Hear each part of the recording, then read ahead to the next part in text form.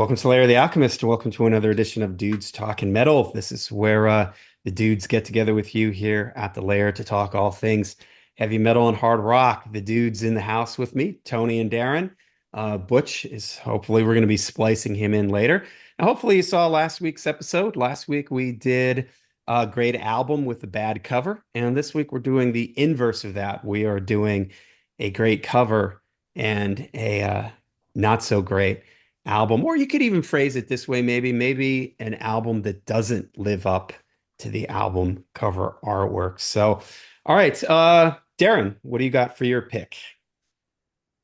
Okay. I'm a big fan of the first album of this band. In fact, before I show you the cover, I'm gonna talk about the band. The band is Lucifer's Friend, and their debut album I would put on the same plane as like Deep Purple, Uriah Heep, Black Sabbath.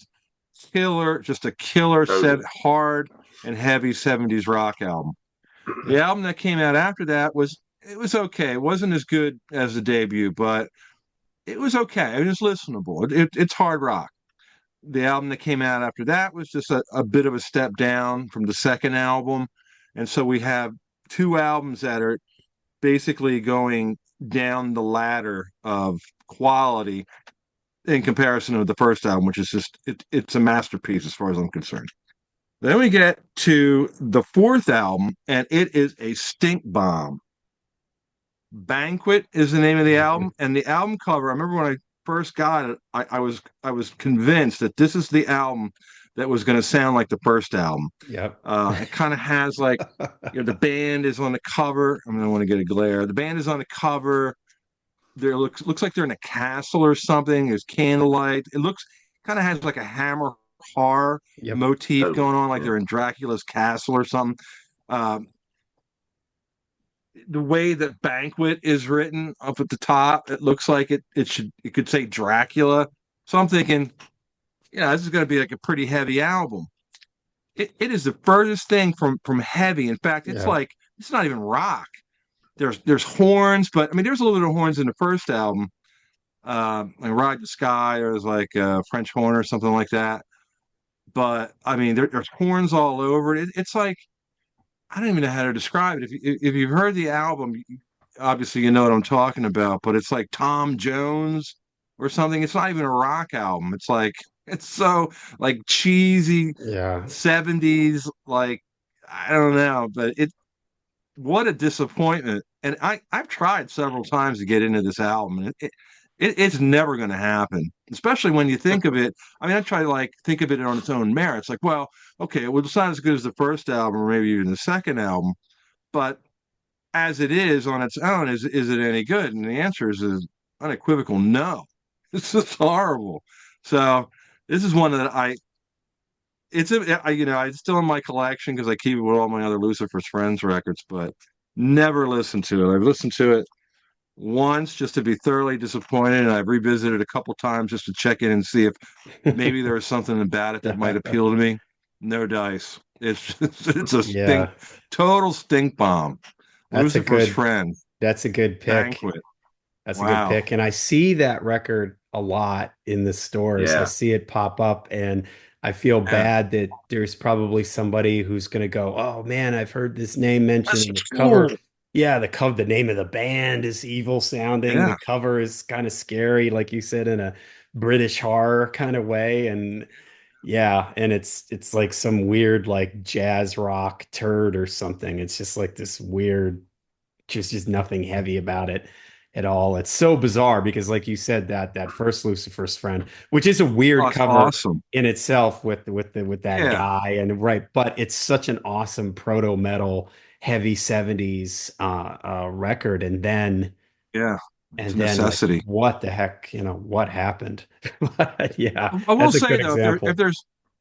if there's any redeeming value to it, if I had to be try to be positive about it, I mean, there is John Lawton, and John Lawton is such a great singer. He's Yeah. very underrated as a '70s hard rock proto metal singer. He's every bit as good as I would say like Paul Rogers. He has that kind of he's got a lot of personality to his voice, instantly recognizable. Of course, he went on to sing and Uriah Heep and did a great job. Did some great albums with Uriah Heep. Um, and so it's kind of a shame that because he sounds good on Banquet for the material that he's singing, but the fact that the music is just so lame, it I don't want to listen to it in spite of how good John Lawton's voice is. I just Yeah. don't even want to touch it. But I mean, Yeah. John Lawton does sound good. He does perform well on the album. So I mean, if any fans of John Lawton and you're like a completist, you haven't heard this album, or you know the album's reputation, but if you're big John Lawton fan, I mean, yeah, you probably need to hear it just to hear John Lawton's voice. But otherwise, no, there's no other reason to listen to it. Yeah. I'll just stick with I'll stick with the first one. That's it. Oh Yeah. yeah, for You sure. don't need it Yeah, anymore. mean, All right, mean Tony. Machine, Mean Machine was pretty good later on. yeah, As they did. yeah. But that's the fifth album. I mean, it's like Yeah, yeah. you know, by that time, Oh, I think they kind of lost their core audience. And then they did an mhm. album in 1978 that was pretty good. I think it was just self-titled Lucifer's Friend. That wasn't too bad, but All right. What too do you got for too your little, pick, too Tony? late. Yeah. Okay, so for my pick, yeah, it was kind of tough to come up with something. I mean, I had some stuff albums that I didn't really like that much, but the covers weren't that great. And some people might not think this is that great of a cover, but I think it really is. We're going to the Nuge, his 1982 self-titled album, Nugent. And I Hmm. mean, Ted Nugent looks really menacing on there. I mean, you just got a solid black room with here's Ted all dressed in black leather, just standing there with a spotlight on him with his logo up, in the corner. And you think this is going to be a great album. And my first Ted Nugent record was Cat Scratch Fever. And then I think I picked up the best of what was it called? Like Gonzo's, the best of Ted Nugent or Mhm. whatever. I picked this up probably about 1984 originally in the cutout bin at the record store on cassette, and I just picked it up. Oh, this is cool. I'll get this. I'd seen some ads. I remember seeing ads for this album when it came out. Um, I mean, the lineup on it. He's got Derek St. Holmes back on vocals on this one, and he has Carmine Appice on drums. And you would think, okay, this is going to be a great record. It's just not. I mean, it's probably the weakest Ted Nugent album of all of them. He's done some weak stuff in recent years.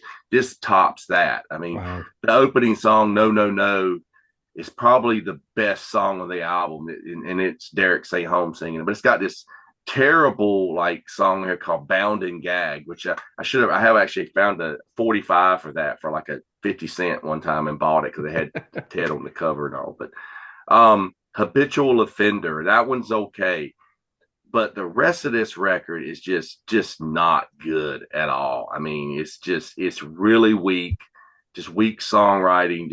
It's just like I don't know what he was doing at the time, but he probably had people trying to pull him in a more commercial route. Mhm. I mean, this is right at the beginning of the LA thing was starting to break out. I mean, his next record was Penetrator, if you remember that one, and that had Brian Howell was the lead vocalist on that one, and that one's almost like an AOR record at times. I mean, with some of the poppy stuff on it, but I like that record. It's got a cool cover as Yeah. well. I do like that record. Tied Up in Love was the hit Yeah. off of it, kind of a minor hit, but it's a little more on the wimpy side, but it's good songs. This just is not. It's just no good songs on here, but maybe two or three songs at the most. So definitely, I'm going to go with 1982's Nugent for my pick. Okay. I feel like the album that came out before that was Scream Dream. I remember, wasn't it? That was Scream Dream. It was Scream either Dream was Scream Dream or 1980, I think. Intensities in 10 Cities, maybe. Oh yeah, Intensities in 10 Cities. Yeah, I didn't like that album. I loved. Well, I got into Nugent in I guess it was like probably 79, but it was a little while after Double Live Gonzo's came out. Double Live Gonzo, man, that blew me away. Blew me away. The Great White Buffalo, the guitar riff in that. Yeah. As a kid, man, I loved the between song banter, the language and everything. And he's just like, he's like almost like a stand-up comedian. I mean, but the songs Mm-hmm. were so kick-ass, and he like built up Yeah. this real kick-ass heavy rock thing going from that point on. And then I went and I got, some of the studio albums, and I ended up with well, I mean, I got State of Shock, Weekend Warrior, Free for All, the self-titled album. I didn't get into any of the Amboy Dukes at that point, but I was getting all the solo Ted Nugent stuff, and all of it was like pretty consistently kick ass. Then I got that one, and I was like, oh man, this sucks.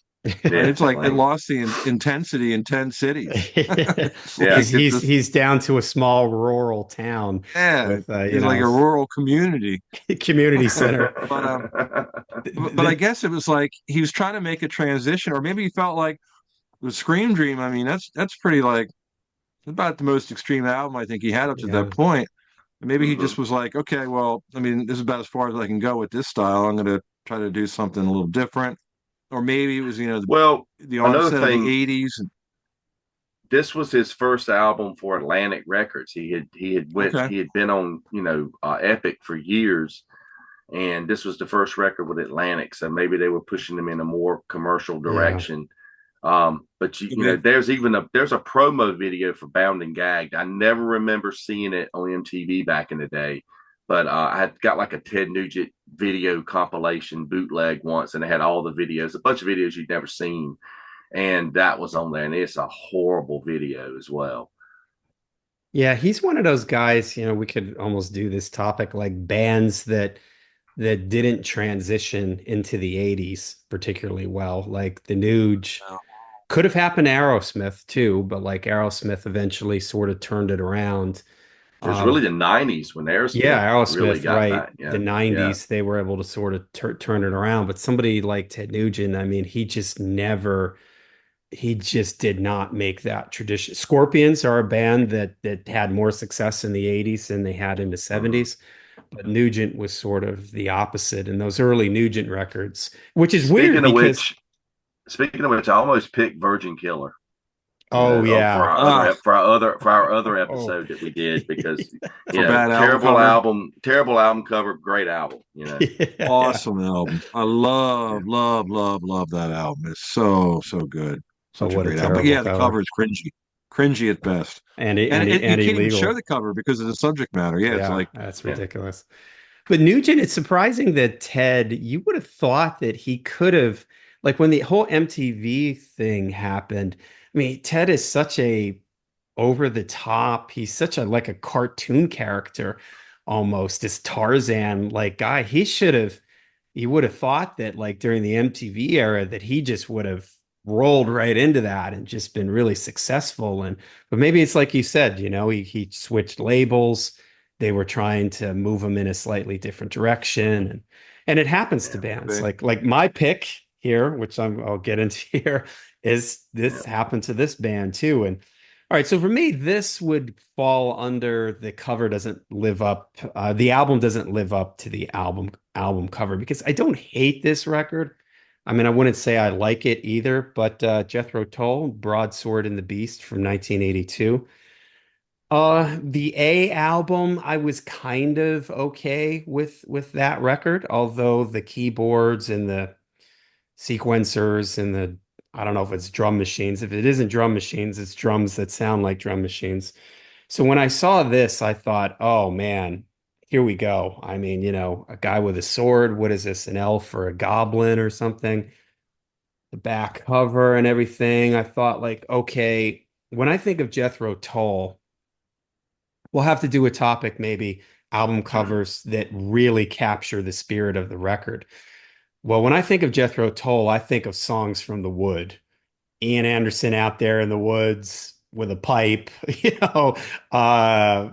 maybe warming up some tea in a little metal cup or something over a fire. When I think of Campfire. Jethro Tull, I think of woods and gnomes and just guys smoking corncob pipes and just that very rural, rustic type of thing. So when I saw this cover, I was like, oh, okay, this is kind of, the ocean is Uh, back there. That's another theme that you Stormwatch, the Stormwatch album cover. I was thinking like, oh man, this is just it's gonna be kind of looks heavy. It's kind of got these old Tull themes. It's gonna be like a Tolkien character. So it's got sort of this elf woods vibe, the ocean and everything. And it's just not that. It's way too keyboardy for me. again, Jethro Tull being a band that I think of folky almost, acoustic guitars and mandolins and tin flutes, tin whistles and stuff like that. So like synthesizers just don't work for me in Jethro Tull. And I've tried to get into this record. I would say it's horrible. There are some things on it that are okay, but it's just a record I can never get past it. It sounds so flat. The keyboards just suck the life out of the record for me. I don't think it's a drum machine on here, but again, it might as well be a drum machine because it has that kind of like 80s electronic sound. Even Ian's voice is kind of weird pitched or something. It's like it's not in the same like vocal range that he used to use in the 70s. And although it has some elements of the old Jethro Tull sound there, I don't know. It just doesn't work for me. Whereas I like the A album. I think the A album is actually pretty decent and that has a lot of keyboards and synthy stuff on it. But this is just sort of like the worst of both worlds. It's not good classic Jethro Tull, and it's not really good modern Jethro Tull. And again, another band from the 70s, hugely successful in the 70s, and they're sort of struggling, trying to find their who they're going to be in the 80s. And a lot of bands, that were around in this, Rush would be a band who maybe made that transition very well. But Jethro Tull for me, just didn't work for me. But I do like Crest of a Knave. That was an album that came out a little bit later. But this particular record, maybe it's because of the cover. I see the cover and I'm expecting something, and I'm not getting that from this record. So That that's was my the one pick. that beat Well, Metallica for the Grammy, wasn't it? Crest of a Knave, I no, think, was the one Crest of a that. Knave was. Yeah, That's what I'm saying. Yeah. Crescent Nave was the yeah, one. Oh Yeah. yeah, yeah, yeah, yeah, yeah. I love Broadsword and the Beast. And right away when I heard it, I mean, I was familiar with Jethro Tull. I wasn't really that big of a Jethro Tull fan in 1982, but I had heard enough. Of course, we all heard like songs like Aqualung and Locomotive Breath and what have you, and some of the greatest hits that they would play on classic rock radio. So I was familiar with Jethro Tull. I liked those songs enough, but um, I think the first song that I heard on the radio from Broadsword and the Beast was "Watching Me, Watching You." And that's really synthy, keyboard heavy, Mhm. and I'm like, wow, what's going on? This is so different from everything else I've heard. Um, and I bought the album. I wasn't crazy about the song, but I was kind of intrigued by it. So I bought the album, and I liked it, and I still do. I mean, I bought the box set, and actually, if you don't like the production on the original version, you might appreciate the box set more. Not that I would expect you to buy a box set of an album that you're not really crazy about to begin with, but for the sake of like the audio quality, it's definitely. I'm not sure. I don't think it's been remixed. It may have been remixed. I think maybe Stephen Wilson was Yeah. behind. In fact, I'm pretty sure he was. And so I mean, anything Stephen Wilson touches is usually pretty damn good, and this is no exception. But what I will say, and I will agree with you, is that all those things you mentioned, all the landmark visuals, make you think that it's going to be more of an earthy Mhm. rock, something that is like more folky and more in keeping with their earlier stuff, and it couldn't be further from that. So it's like I would expect like the album cover for A, where it's like more science fiction, like Mhm. they're in a spaceship or something, and they're looking up at the red Yeah. sky, and you see, the letter A. That's more in keeping with the vibe of the music on that album.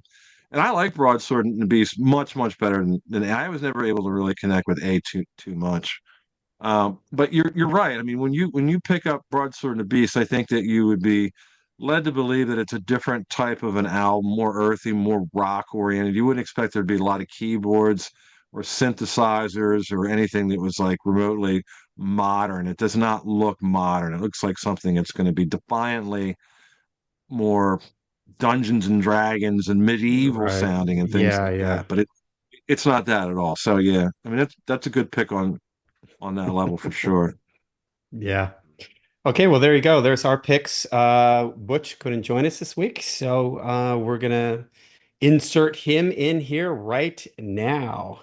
And then I don't have a physical copy of this one anymore, and there's good reason for it, because the album is terrible. But it does have a great album cover, and this is going to be no surprise, because in the category of misleading album covers, Molly Hatchet always comes up because whether you like the band or not, you can't deny that those record covers make, if you haven't heard the band and you look at those covers, you think metal. Like they're going to be so heavy. They got big buff warriors on them. Those Frazetta covers are awesome. And until no guts, no glory, they had those great um, album covers. And I like those records, but they're not super heavy. They're a little bit misleading, but they're good records. However, in November 1984, the band was really trying to get, really like recapture like some of the popularity they had, and they're trying to fit in with the times. So they come out with this misguided, totally 80s sounding record called The Deed Is Done. The album cover is killer. It's by a guy named Ezra Tucker. I thought it was Frazetta at first when I looked it up, but his name's Ezra Tucker.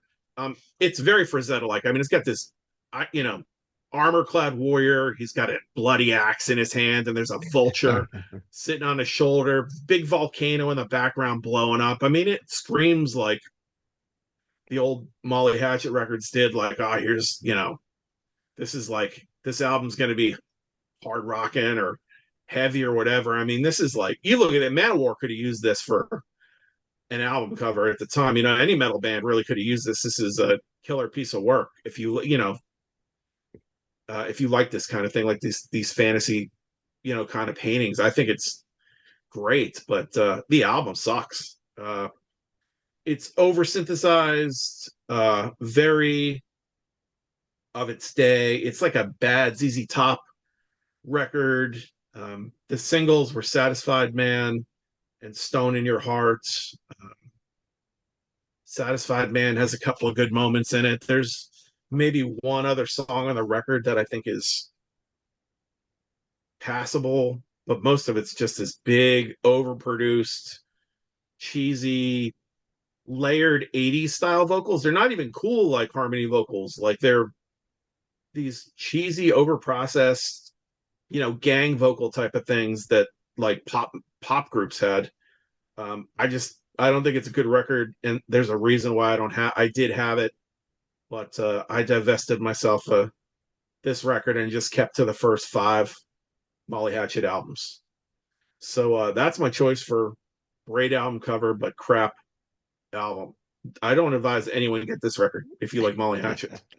Okay, that was Butch's pick for our topic this week. All right, let us know what you think of the albums that we picked. Let us know what some of your picks would be. Let us know in the description down below. Make sure you check out the official Dudes Talkin' Metal playlist on Spotify, and we'll all see you at the next Dudes Talkin' Metal.